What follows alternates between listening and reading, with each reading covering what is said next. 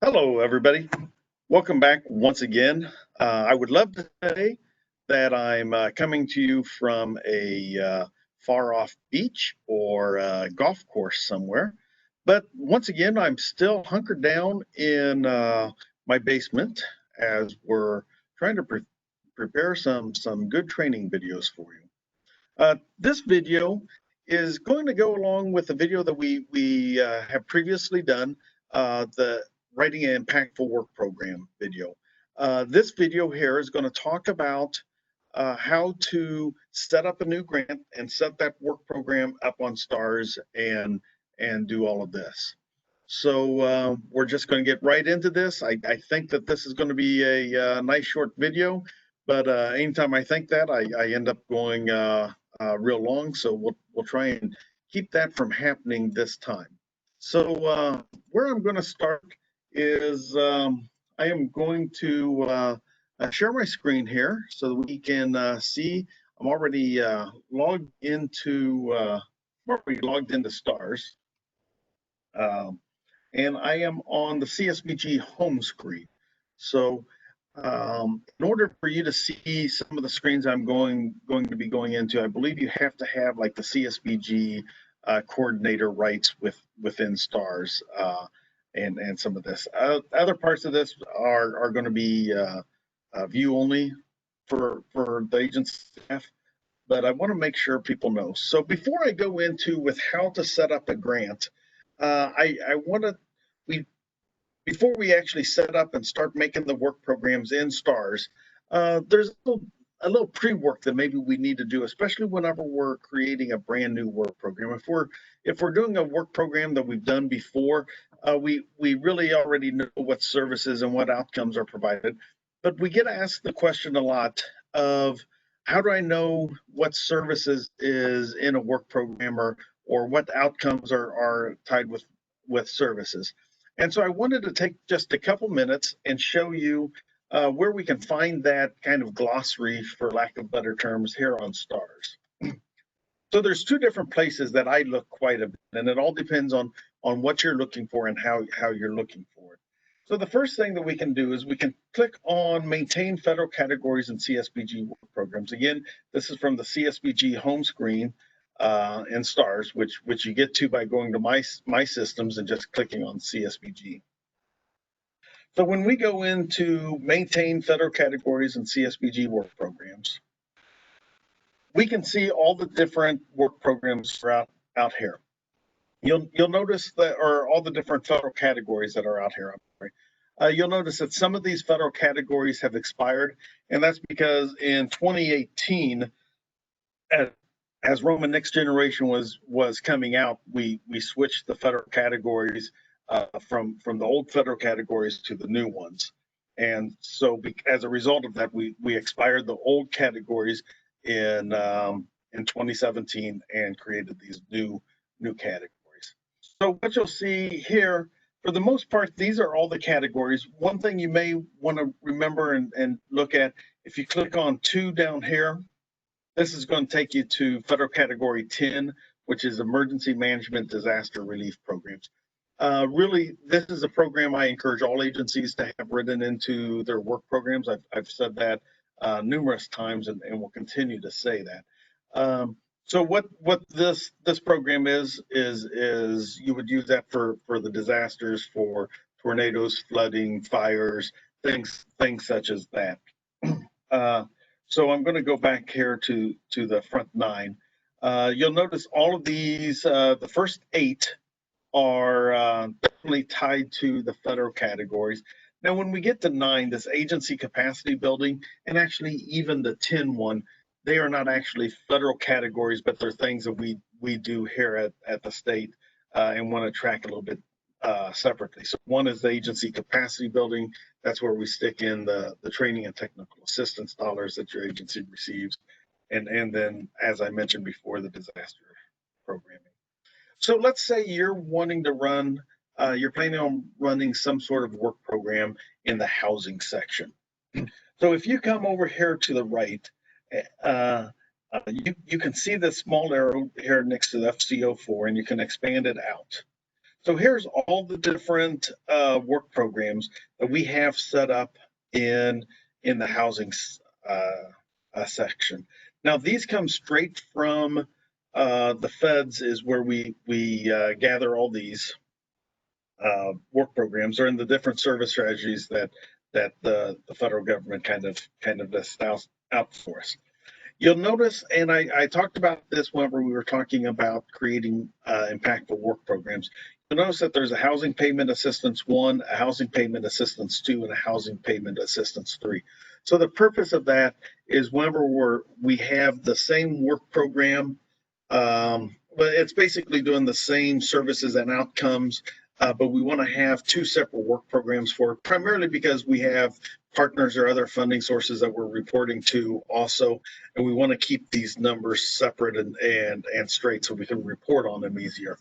So what we would want to do, instead of setting up two of the work programs that have the exact same number, we would want to use the housing payment assistance 1, and then the other one would be a housing payment assistance 2. You'll notice, like I said, that there's 3 of them. If you need a 4th one or a 5th one or whatever, contact your grants manager, and we can easily get that set up and do that. So I prefer to do that than us struggle with reporting down the line. So what we can do is we know we want to do some sort of housing payment assistance program. So we can go down, and when we click on that white arrow, this gives us all the various services that are offered within that work program. And then if we click the arrow next to the service, we can see the various outcomes that are attached to it. So if we have a work program in which we're doing housing payment assistance, and we're wanting to do both rental payments and have a financial literacy, financial coaching, training experience with that, this would be a great work program to use, because as you see, it's housing payment assistance, so that clearly identifies it. You see, we do have the services here for the financial capacity building. We have 2 different kinds of services.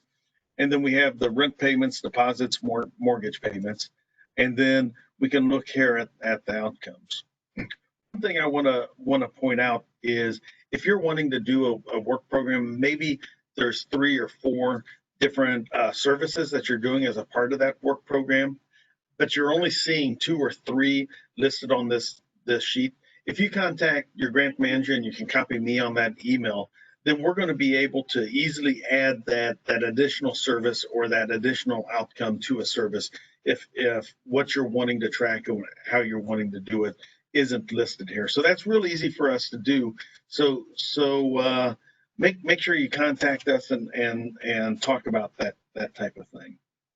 So that's where you can find, before you even start entering in your work programs, this is how you can kind of get a feel for what that work program is going to look like. So if this was me doing it, I would be taking notes here as far as saying, I want to do a work program 04.011, and I want service 0402 and service 0403.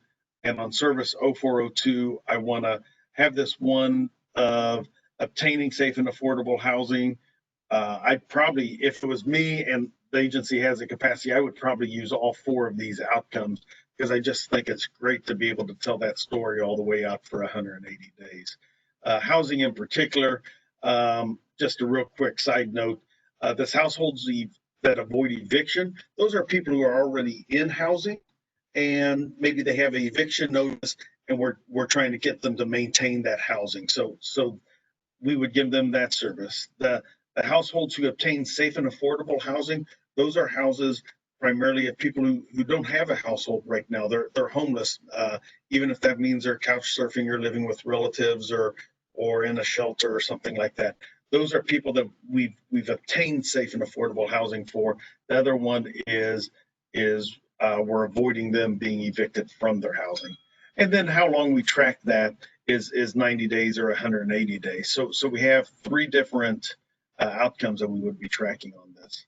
And on the financial literacy component, I would say, I want to do this financial coaching, counseling, housing service. And you know, again, I love these outcomes that go all the way out to 180 days where we continue to do good case management for. So I just wanted to point that out as I'm in there as kind of a side note. So the other place that we can go, and I'm going to click on the breadcrumb here to go back to the home screen. The other place you can go, that shows you the work program, the service, and you can drill all the way down to the outcome. If you're not seeing that service in that you're wanting to provide in any of the work programs, you can click on maintain CSBG services. When you click on here, you're going to be able to see all the different services that we have. Again, if there's an expiration date in this column here, you're not going to be able to use that service. But otherwise, you can use that service. So the numbering system is pretty simple. It aligns with the federal categories. So everything that starts with service 01 is more or less economic development based. All of the ones in 2 are going to be education based. There's a lot of those. So now we're in 3. These are the income based services. 4 is the housing and so on and so forth. So maybe we're looking for some sort of other type of income type based thing. And what we can do is we can sit here and we can scroll through the different well, since I'm on the 2s, we can scroll through all the different 2s that we have until we find the one that matches a service that we're providing. The other thing, and again on a side note, because we all know Adrian likes to go off on tangents here. As a side note, when we see that the service is 0224, you can see over here in the service type, it's an individual service. It'll also tell whether it's a family service, you know, on some of these. Anytime we get to 50 and higher, those are going to be community services, and we only use those those are only attached to the community work program. So sometimes we have an agency call and say, you know, I'm trying to set up this work program, but I want this service attached to it. And if it's a work program designed for individuals and families, we're not going to be able to attach a community service to it. Likewise, if it's a work program designed for the community, we can't attach the individual and family services to it. So that kind of goes back to that conversations with NASCAS video that we have out there where we talk about community initiatives. So all of those community initiative, community strategy type things are going to be the services numbered with ending in 50 or higher, as you can see here. Likewise, and I'll just go back because I didn't talk about it when I looked at the work programs. In all these instances, the work program 02.000 is going to be that community strategy. So if you're doing a community initiative, community strategy type thing, you're going to want the work program that ends in 0.000. And as you see here, all of those 50s and higher are attached to it.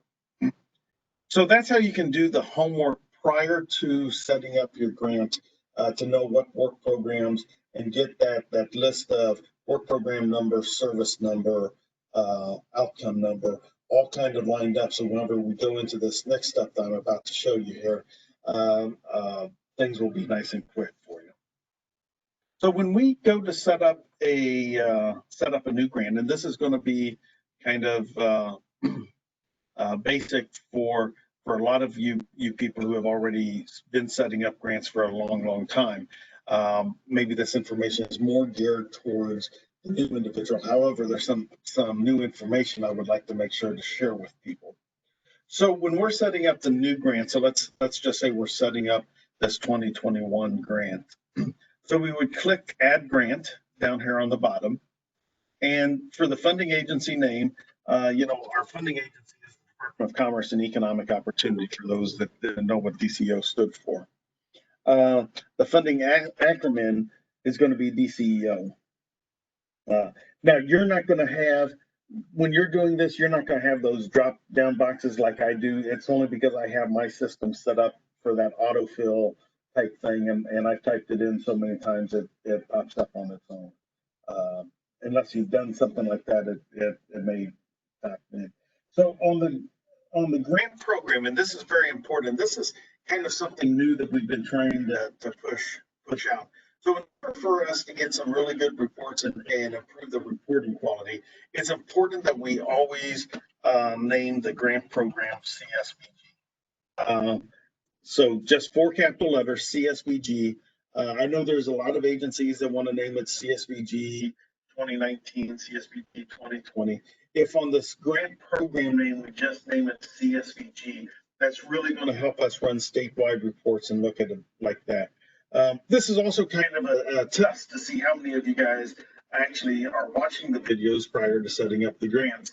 Because if you do set up the grant with CSBG 2021 or something such as that, then I know you didn't really watch this video and you're going to be in trouble. So anyway, on the grant numbers, as we all know, are fairly much stay the same all the time. So the first two numbers are the fiscal year, the federal fiscal year that we're awarding it for. So 21 is that year, and then the 23 tells the Department of Commerce that that's a CSBG program. Then the 1 shows it that it's the regular funding, that it's the formula allocation funding. 2 would be for discretionary grants. The 0 is actually the agency number is a 3-digit number. So when I say 0, it's actually 00 and or 010, or depending on what your agency number is. So for this instance, I'm just going to say 89. So here we're going to select the program year. As you can see, I don't have the 2021 program year set up yet, but where this comes in important, it ties the right services and outcomes and work programs to the grant. So I'm just going to say 2020. If you're setting up a 2021 grant, you would want it. And actually, just to make things look a little bit better, I'm going to go ahead and set this up as a 2020 grant. That way, it makes more sense as we go through everything.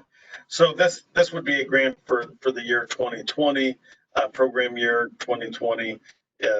Obviously, as we move forward, if you're watching this in 3 years and see that we already have like 950 views or something like that and went viral or whatever it takes for me to go viral on this, you'll want to use your grant number, starting with the year that the last 2 digits of the year the grant is going to be for, and then the 23, you'll want to use that program year for the program year it's for.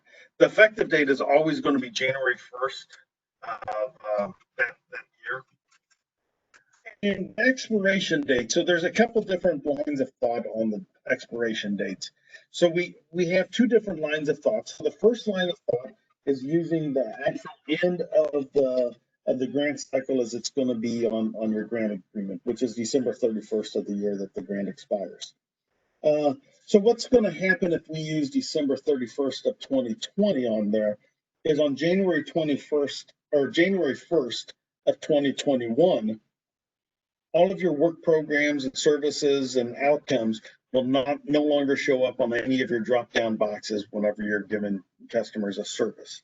So if you're set it up with a 12/31/2020 date, you're going to need to be Johnny on the spot and get those people in right there and have everybody entered in by close of business on December 31st.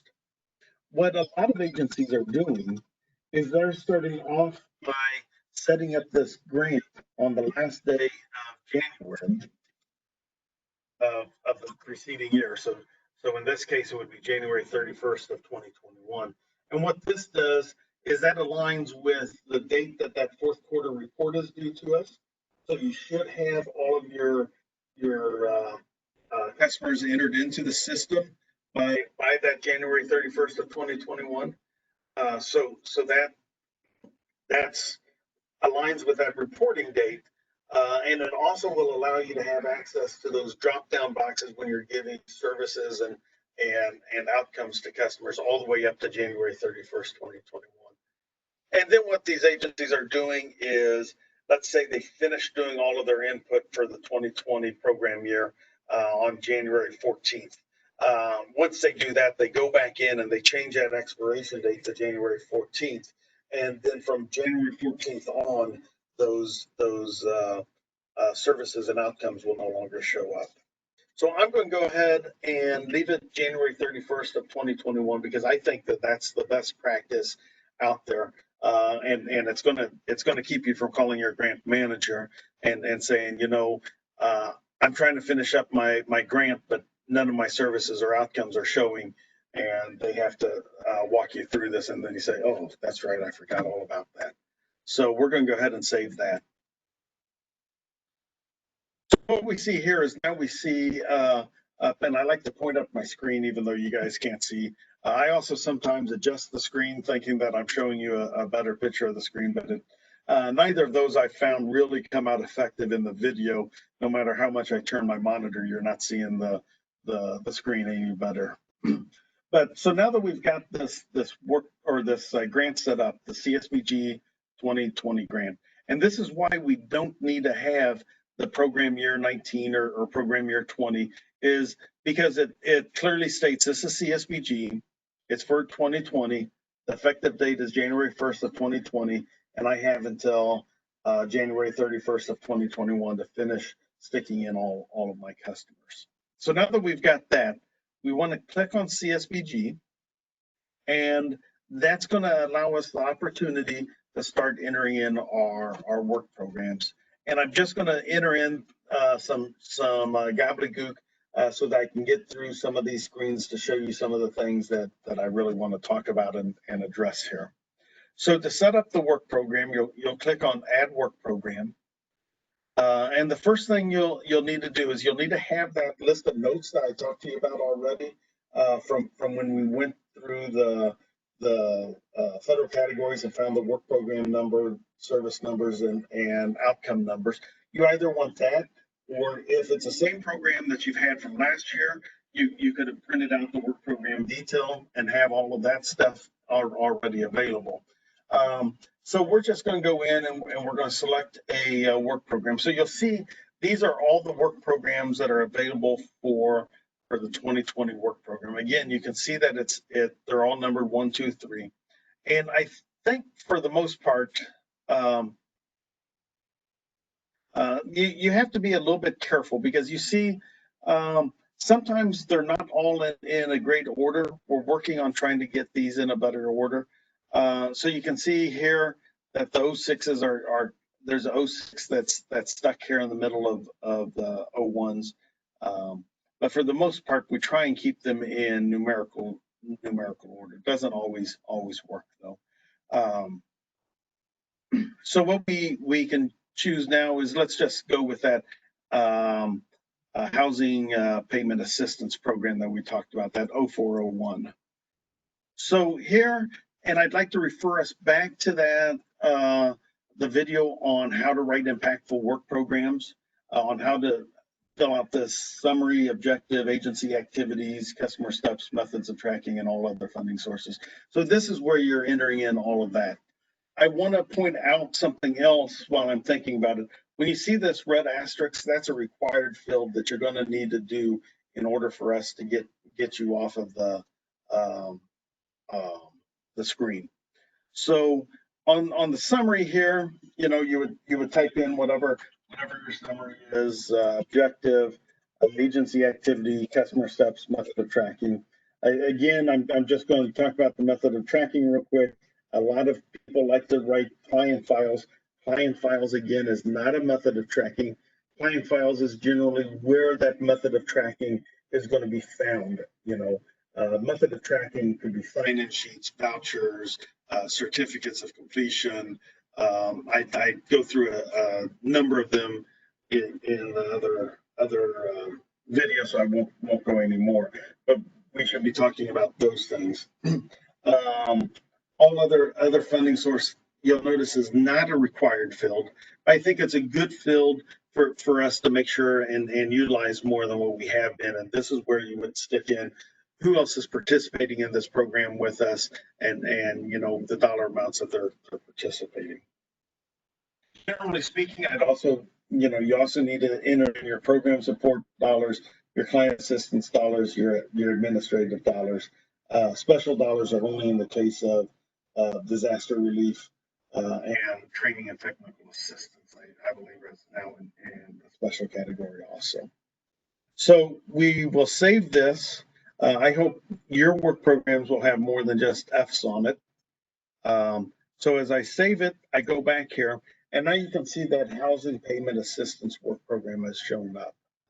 So one question we get a lot is we get, Adrian, I set up my work program, but it's not showing up in any of the reports.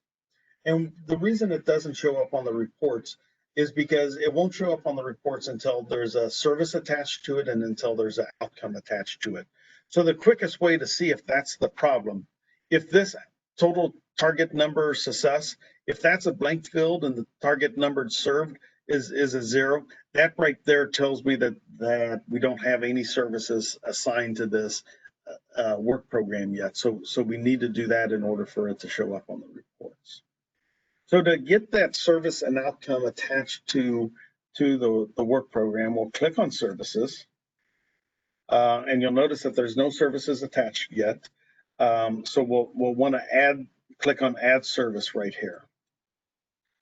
And as we add the service, again, we'll go to that drop down box, and we've got the we want to do rent payments is what we plan on doing. And so since we're doing rent payments, I think we're probably going to serve 50 people, because whenever I look at our historical numbers on rental assistance, we're coming in anywhere from 45 to 50 on average most years. So I think 50 is probably a pretty good thing. So you'll notice that the effective date here is a required field. So unless it's a service that you're not going to start until later on in the year, and you don't want it to show up on the screens, unless it's that kind of service, start off with that same effective date as what your grant effective date is, January 1st of 2020. There are some situations, very few situations, where agencies are maybe they know it's a back to school supply type work program in which they know that they're not even going to start taking applications until mid-July or August. They may start this effective date July 1st. That way, January through June, every time that they're giving services to individuals, this is one less line on that service list that they have to filter through to find. Especially if you're running multiple grants in here, such as a CARES grant and the regular CSBG grant, or if you're doing other grants in here, sometimes that service list can get pretty long. So we'll want to stick in 1/1 of 2020. I tell everybody never, and I want to repeat it again, never stick in an expiration date. What happens is, and that's why the expiration date is not a required field.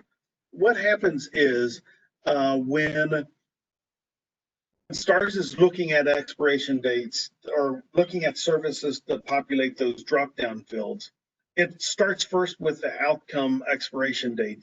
And if that outcome expiration date has passed, it won't show up on the drop-down field.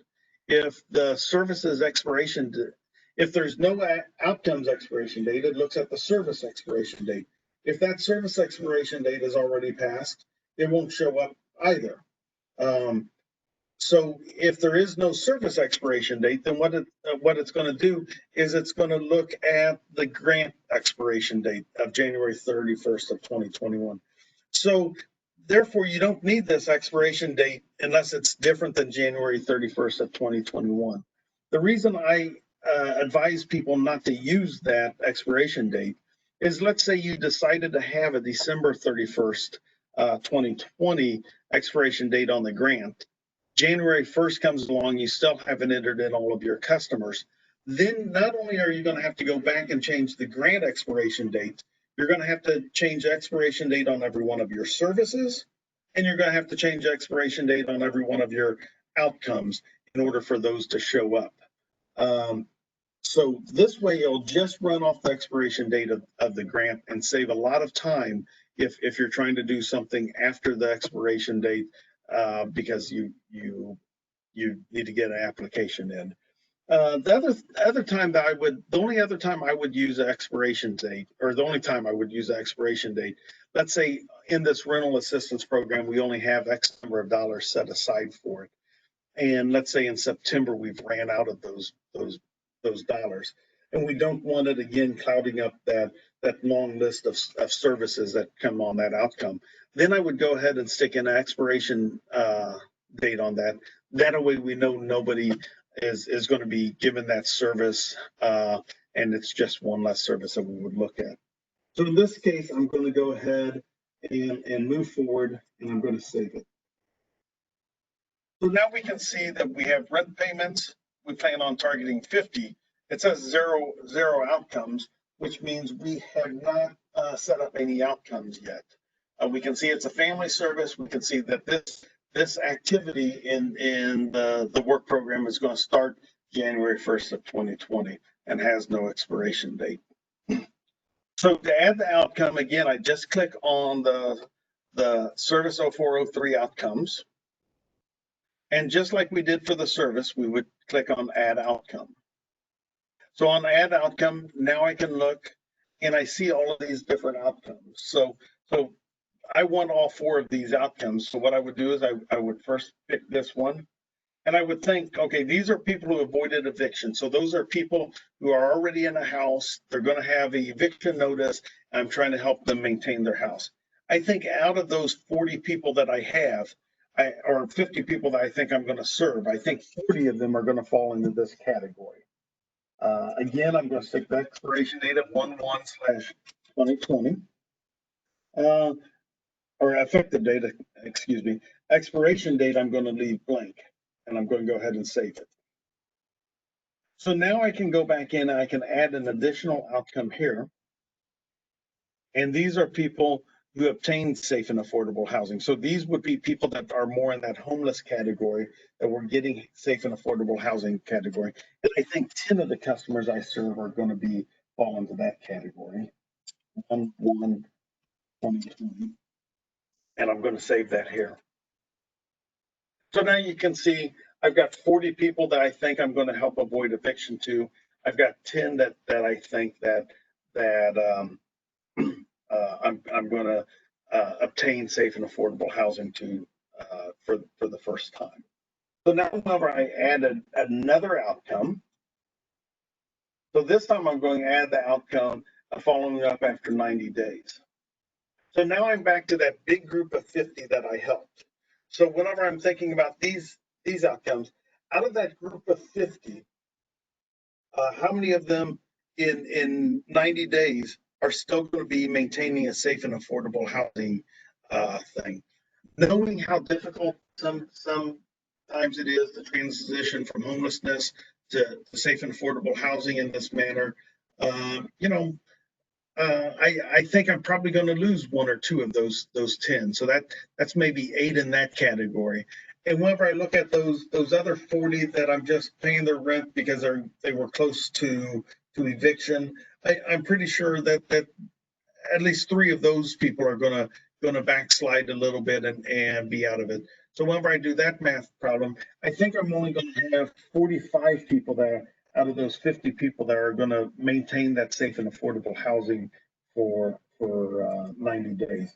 So then I stick in my 1/1/2020 for the start date, and I save that. And you see here, there's a 40 and the 10, because these 2 numbers, the 0404 and 0402, those go together with the 50, and then now I'm working on out of those 50, 90 of them, or 45 will have it for 90 days. And then what I want to do is I want to add another outcome, and I can add this outcome for 180 days. Whenever I think about the number out of those 45 people who maintained it for 90 days, how many of those people are going to go ahead and maintain that housing for 180 days, 6 months? and that number is probably going to drop a little bit more. You know, obviously, I'm just making hypothetical numbers here. You'll know from your past results and the needs assessment and all the other research that you've done on well, those numbers will actually be. I'm going to say 30 of those people are going to maintain it for 180 days. Again, effective date 1/1 of 2020. So then I'll click save. So we talked a lot about storytelling, and I think you can see when we have these kinds of outcomes set up, we can see that it's starting to tell a pretty good story. We're talking about people who avoided eviction, people who obtained safe and affordable housing, you know, that were homeless. We're talking about people that maintained that for 90 days. We're talking about people that maintained it for 180 days. So when we're using these outcome measures in a very productive way, we can start laying out that framework for our storytelling. Now that I'm done setting up all these outcomes, I can click. I have two different ways I can get back. I can either click on return, or I can click on one of these breadcrumbs to go way back. I'm going to go ahead and just click return because I also want to add another service, because in order for these individuals to get rental assistance, they need to go through a financial coaching and counseling type class. And I'm going to keep in mind that out of those 50 people I'm helping, there's going to be a segment of that population that doesn't actually need financial literacy. So maybe that's somebody who was going along really good, you know, maybe switched jobs and now has a delay in paychecks that kind of threw things cattywampus for a little bit, and now they're struggling just to pay rent for 1 month. But you know, it's pretty clear that they've always been able to pay their rent, and moving forward, they're always going to be able to pay their rent. But they just had one little hiccup. Maybe their daughter got pneumonia, and they had to take a week off of work unpaid to kind of visit with her in the hospital or the whatnot. So those are kinds of conditions. I'm not 100% sure that those individuals need financial literacy in order to get rental assistance, but that's definitely an agency decision. Since this is me writing my work program, I'm going to say those people don't need financial literacy. The people that I want to have focus on in the financial literacy class are people that are needing help with their rent, but there's been no change in their circumstances over the last 90 days, you know, and there's nothing to show me that things are going to change in their circumstances in the next 90 days. So I want to help them learn how to manage their money and manage their finances a little bit better so that they're able to pay their bills. So out of those 50, I think 7 of them are probably going to fall into that category that they just had something bad happen in their life that they just need a little help through to get by. So 43 of those 50 are going to need to do financial literacy. I'll do that service date of 1/1 of 2020, and I'll go ahead and click save.